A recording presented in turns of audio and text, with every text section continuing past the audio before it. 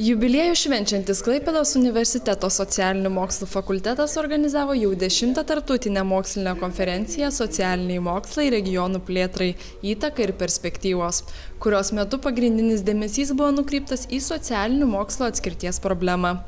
Konferencijoje dalyvavo Islandijos, Suomijos, Latvijos, Lenkijos bei Rusijos atstovai.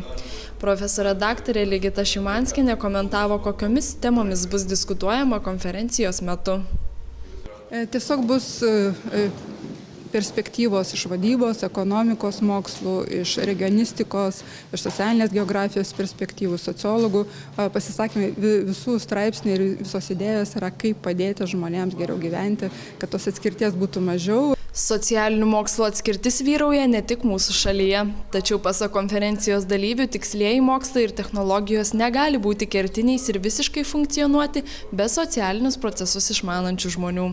Sėkmingas regionų vystymasis turi būti šių dviejų polių sąveika ir į perspektyvas reikia žvelgti iš skirtingų mokslo pusių, taip kuriant bendrą produktą.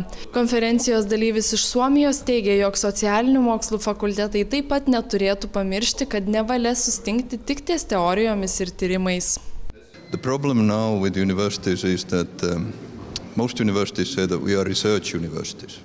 Of course, social sciences, you do research in social sciences, but the issue is that if you concentrate too much on research, then sometimes you forget the students, and then you may forget the third mission, which is regional development cooperation with businesses. So you have to create a balance between these.